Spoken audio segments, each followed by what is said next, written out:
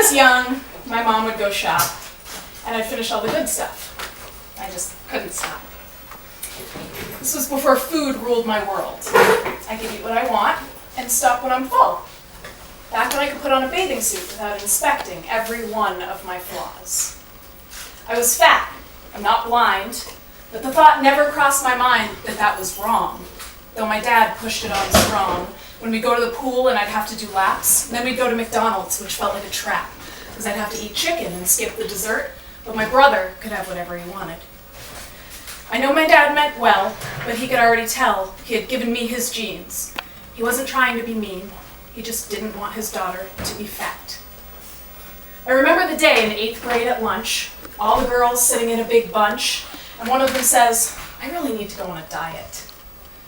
That was the first time I realized I was larger than her, and the first time I realized that that mattered. And so I went home and I stood on the scale. 218 pounds. And I decided I didn't like that number.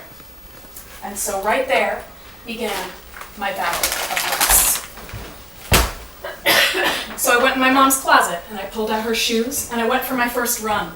I wish I could tell you it was fun, but I hated every second, every step, because I hated myself. But this would help me be less. And my meals were depleted until they were barely snacks. My anxiety peaked and I couldn't relax. But the numbers on the scale continued to drop. This is the only way to get what I want, because somehow I felt like too much and nothing all at once. When you're starving yourself without the will not to eat, there's no name for this type of defeat. When you're still fat, but you're empty and less is the goal, and no type of food can fill in this hole, so you obsess over numbers, you beat yourself up. No amount is little enough. I used to lay on my bed and roll to the side and watch my fat wiggle and glide, and I'd inspect my ribs with a sense of defeat. It looks like today I've had too much to eat. And the Delia's catalogs, they'd always come in, because they had no idea that I didn't fit in. And so I'd scour through every single page. Looking back now, it fills me with rage, because I had no role models who looked like me. So my self-worth was something I couldn't see. The only clothes that would fit were JCPenney and Plus, so I clothed myself in the boring clothes that I must, because those cute, colorful pattern things that I chose, those, my dear, are skinny girl clothes. I remember the day I ate nothing at all. I remember laying in bed and feeling so small and worthless and empty, but so in control. I had no idea I was stuck in a hole, because I thought that the numbers I saw on the scale somehow made me better. I'm less, I'm worthy of more. But eventually, this type of torture excels, and eventually your body starts to rebel, and as pounds crept back on, I would always reduce, but eventually the scale started to refuse. So down went my confidence and my self-worth, because all of these things were tied up in my girth. But then one day, someone told me about a race. They said you can do it, no matter your pace. They dared me to try. They looked straight in my eyes. Maybe they saw something that I couldn't see. Because that race was a day I'll never forget. Because this body became something more than it'd been.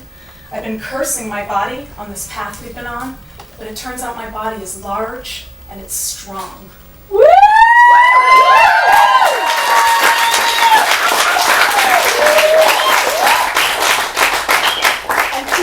Cheer for it and admire its worth, and it turns out that food is fuel to push forth.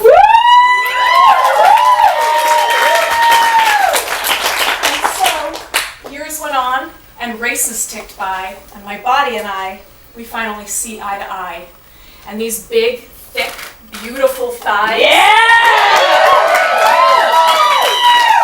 They're so big because they have power inside. And pushing myself to see how far I can go, this fills my soul. Over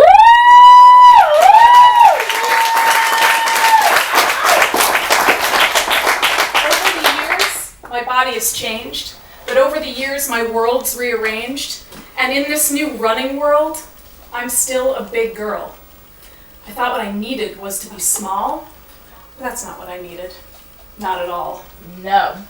And as things changed inside me, the world changed as well. People just like me started raising hell. We model, we run, we lay outside in the sun. Our bodies, they're temples, no matter their size. And your body is yours from birth till you die.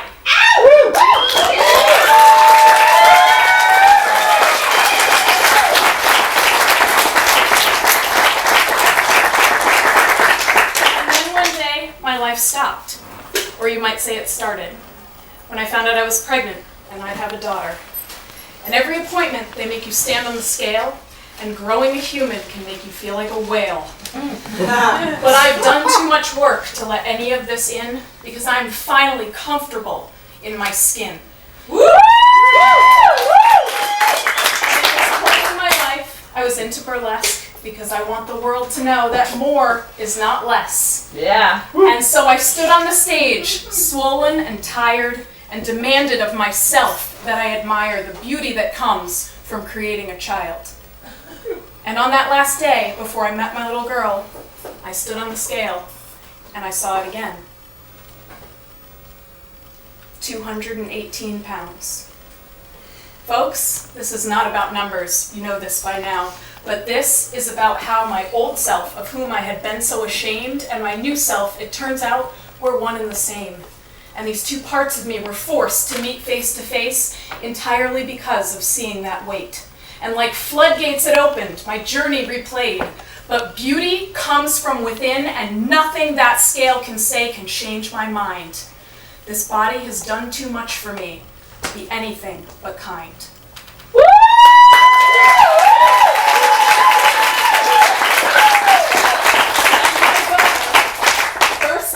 Into the world, and she is a large, loud, strong, amazing, beautiful girl.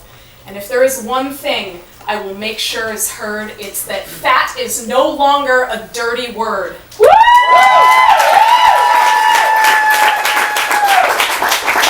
finally understand what this journey is for. It's to make sure she knows she will never be less, because she is more.